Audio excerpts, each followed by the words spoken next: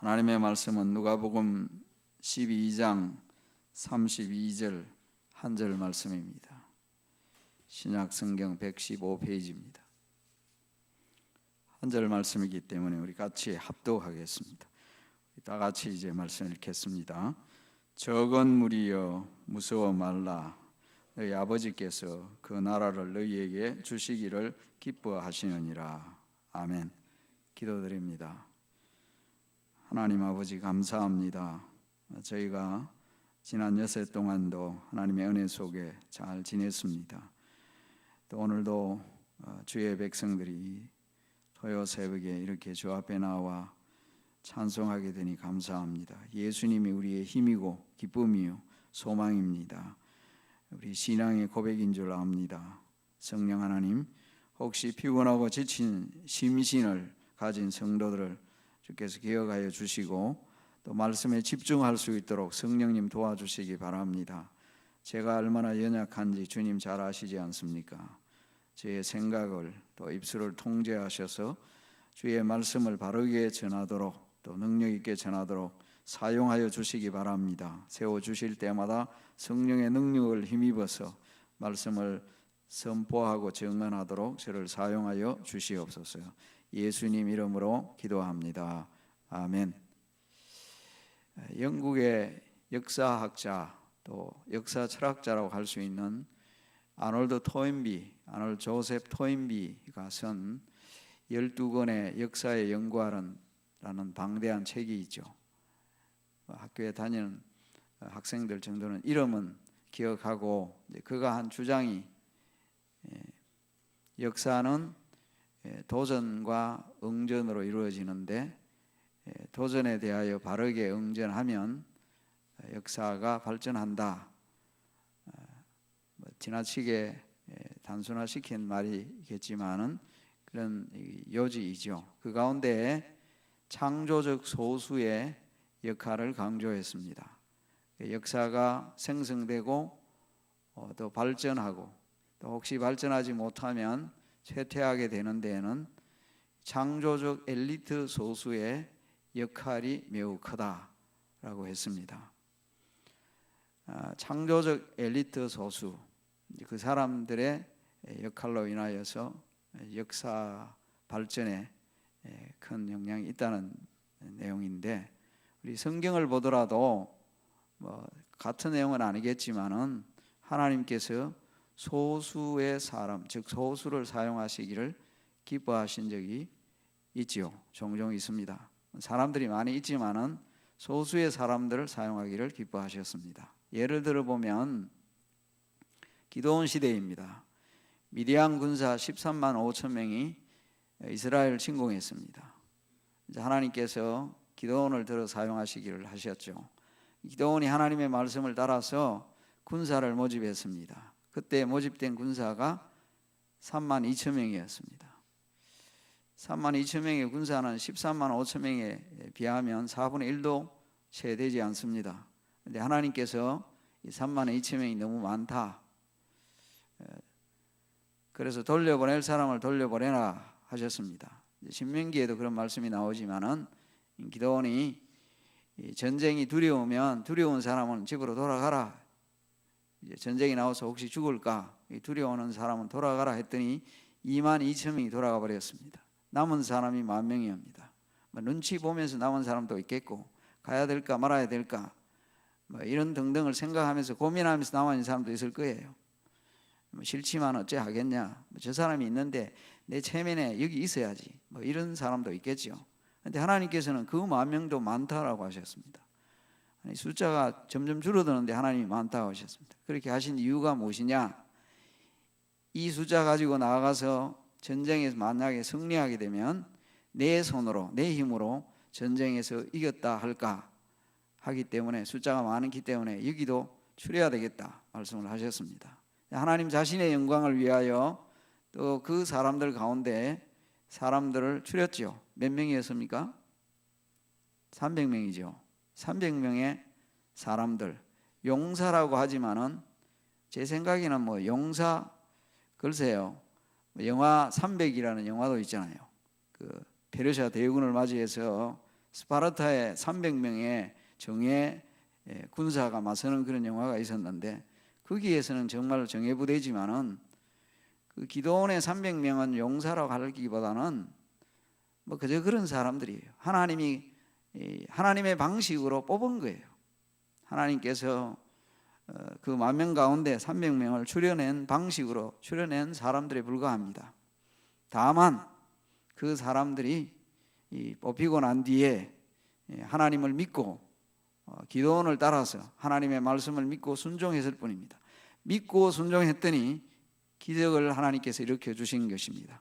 믿고 순종했더니 하나님의 큰 일을 보게 하신 것입니다. 일종의 하나님의 나라 세워가는 일에 보이는 그 이스라엘 백성이죠. 일종의 그림자 하나님의 나라니까 세워가는 일에 하나님이 사용하셨던 것입니다. 소수를 하나님께서 이렇게 사용하셨다. 많은 사람들이 있지만은 어디든지 소수의 사람들이 일을 해요. 어느 회중이든지 가보면 그 소수에 헌신된 사람들이 항상 그 일을 뭔가 만들어 가요. 나머지 대부분의 사람들은 구경꾼입니다. 교회도 마찬가지잖아요.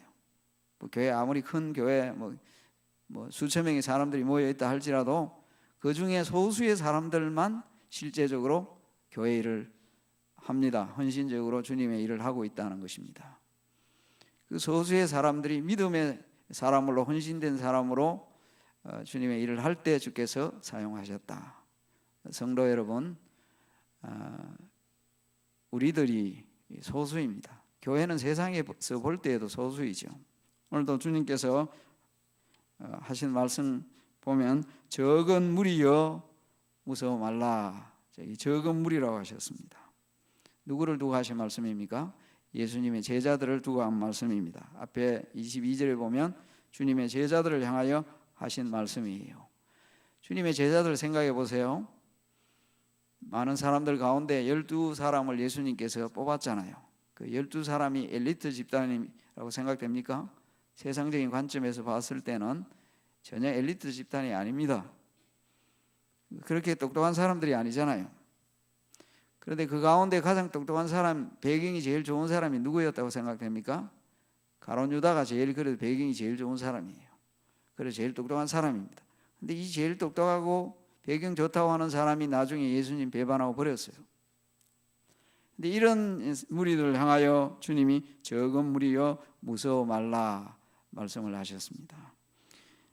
이게 무서워 말라라는 말씀을 하셨는데 뭐 무서워했겠죠. 근데 왜 무서워했겠어요? 무서워하지 말라. 짐작을 해볼 수 있겠지만은 이제 이 12장의 내용과 관련해서 물론 예수님의 제자들에게만 하신 말씀은 아니지만 이 12장 앞부분에 보면 주님이 이런 말씀을 하셨습니다. 죽음을 두려워하지 말라. 사람이 제일 무엇을 두려워합니까? 죽는 걸 제일 두려워해요. 그 죽음이 두렵지 않으면 세상에 두려워할 게 하나도 없어요. 근데 주님께서는 죽음을 두려워하지 말고 또 죽이는 자들을 두려워하지 말라. 몸을 죽이는 자들을 두려워하지 말라. 누굴 두려워해야 하느냐? 하나님을 두려워해야 한다. 뭐 때문에 이런 일이 발생하겠습니까? 특별히 예수님의 제자들이라면 복음을 위해서 하나님의 나라를 위해서 헌신하다 보면 핍박을 받게 되는 거죠. 그 핍박과 환난을 겪게 될 때에 혹시 죽을까? 또 죽으려고 하는 그 사람들을 두려워하지 말라. 주님이 말씀하신 것입니다. 이제 그런 가운데 보면 주님께서 혹시라도 너희들을 붙잡아서 위정자나 권세 있는 자 앞에 끌고 가서 서게 될 때에 그 사람들 앞에서 무슨 말을 하게 될 것인지 그것도 염려하지 말라. 뭐 두려워하지 말라는 아니지만은 앞에는 두려워하지 말라는 표현을 썼고 여기서는 또 무서워하지 말라 같은 말입니다. 무서워하는 것이나 두려워하는 것이나.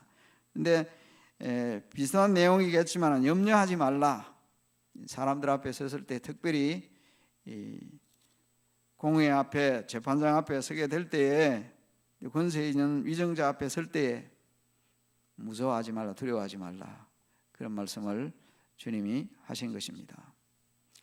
이 사람들이 여러분들 뭐 죽음도 그렇지만은 뭐 죽음의 위기까지 우리가 가는 경우는 거의 없잖아요. 사람들이 언제 대단히 좀 떨고 좀 긴장하고 그러나요? 사람들 앞에 서면 괜히 그렇죠. 사람들이 숫자가 굉장히 뭐 아주 이렇게 사람들 많으면 앞에 서면 괜히 그냥 긴장하고 뭐 손에 땀이 나고 목소리가 떨리고 왜 그렇습니까? 앞에 서면 누가 죽이는 것도 아닌데 제가 앞에 서 있으면 여러분이 저를 죽입니까? 뭐 저걸 뭐 합니까? 그런데 여기서 왜 그렇습니까? 혹시 실수할까 봐, 혹시 부끄러움 당할까 봐. 근데 사람이 뻔뻔해지면요 그 두려움도 사라집니다. 뭐 실수에 대해 신경 안 쓰면 I don't care 하면 뭐 아무리 앞에서도 신경을 안 써도 돼요. 심장이 두껍거나 얼굴이 두꺼운 사람은 앞에서도 괜찮아요. 그런데 그런 심장이 두꺼운 게 아니고 하나님이 주신 용기와 믿음이 있을 때 아무 앞에서도 괜찮아야 되는 거예요. 주님이 함께 하신다, 성령님이 함께 하신다 하면 두려움이 사라질 텐데 그렇지 못하니까 두려워하게 되는 거예요. 앞부분에 나오는 이 예수님이 하신 말씀 앞의 내용을 보면 이건 두려워하는 것하고는 다르다 할 수 있겠지만은 의식주 문제, 무엇을 먹을까 마실까 세상 살아갈 때 필요한 의식주 문제가 큰 문제인데 혹시 그것 때문에 염려하지 말라라는 말씀을 하셨습니다. 그것도 일종의 두려움이 될 수 있습니다. 어떻게 살아갈까? 성도 여러분, 그것에 대하여서도 주님이 두려워하지 말라, 무서워하지 말라는 말씀을 하셨는데 왜 그럴까? 왜 무서워하지 말고 두려워하지 말아야 할까? 저는 이 32절 말씀에 나오는 암시적인 그 주님의 말씀 속에서 먼저 한 두 가지를 생각해 봅니다. 암시적이라는 것은 직접적으로 대놓고 하는 얘기는 아니지만 담고 있는 의미라는 거예요. 주님이 적은 무리여라는 말씀을 하셨습니다. 이제 이 무리라는 말은 실제적으로 짐승떼에게 하는 표현입니다. 특별히 짐승떼 가운데도 양떼, 즉 목자가 있는 양떼를 두고 하거나 또는 사람들을 두고 할 때에 지도자가 있는 경우에 이제 이 표현을 쓰는 것입니다. 지도자가 있고 이제 사람들이 모여 있는 것이죠. 또 양떼를 말하면 이제 목자를 필요로 하는 것이죠.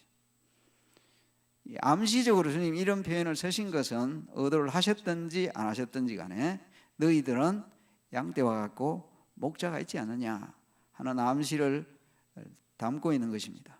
성도 여러분, 예수님의 제자도 그렇고 저와 여러분도 우리는 주님의 양떼입니다.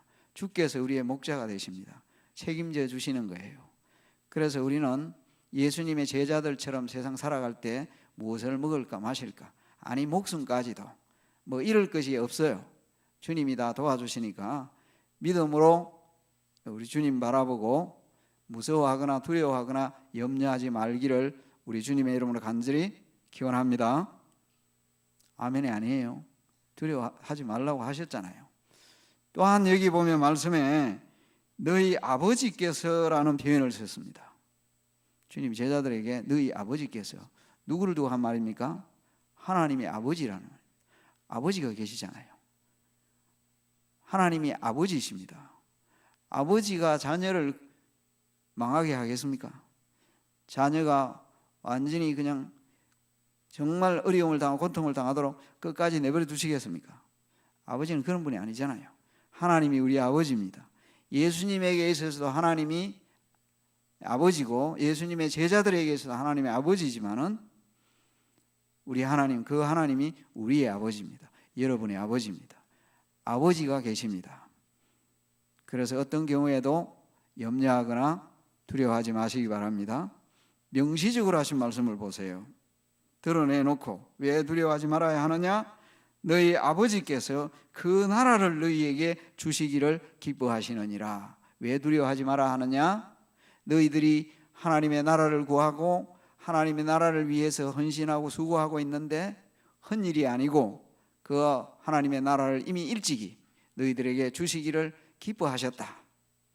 하나님의 나라를 주시기를 기뻐하셨기 때문에 너희들이 하나님 나라의 주인공이며 하나님의 나라를 기업으로 받을 사람들이다. 그러니까 어떤 경우에도 두려워하지 말라. 이럴 것이 하나도 없고 미래의 영광과 또 주시는 복이 있다. 그러니까 무서워하지 말라 하신 말씀입니다. 우리는 그 나라, 하나님 나라에 예수님의 제자들뿐만 아니라 저와 여러분도 하나님 나라의 주인공이며 하나님 나라를 상속으로 받을 사람들이에요. 그 나라의 영광을 누릴 사람들입니다. 여러분에게 이 믿음이 확고하기를 바랍니다. 그 나라의 주인공이다. 그 나라의 주인공이라는 것은 여러모로 생각이 될 부분이에요. 우리가 하나님 나라를 생각하면 우리가 하나님 나라의 신민이고 하나님 나라의 백성인데, 하나님 나라의 백성으로서의 책임과 의무도 있지만은 그 하나님의 나라의 백성이기 때문에 특별한 하나님의 간섭하심과 보호하심이 있다는 거예요. 하나님 나라를 생각할 때 하나님 통치를 생각하잖아요. 우리 하나님의 통치에 순종하고 살아가야 한다, 이것도 있지만은 그 나라의 백성에 대해서는 하나님이 책임져 주시는 것도 있다는 거예요. 여러분, 미국 시민권자로 생각해 보세요. 미국이 강대한 나라이고 미국 시민권자로 있으면 보호를 받습니다. 어떤 특별한 경우에 나라에서 지켜줘요. 우리는 우리 나라에서 해야 할, 이 나라에서 우리가 해야 할 의무도 책임도 있지만은 나라가 지켜주는 부분도 있다. 그것은 그 나라의 시민이기 때문에 그래요. 그 나라의 백성이 가지는 특권입니다. 성도 여러분, 저와 여러분이 하나님 나라의 시민으로서 받을 영광과 특권을 가지고 있기에 두려워하지 말라. 그래서 우리는 주님의 나라를 위하여 헌신하고 수고하고 주님의 나라를 구하는 것입니다.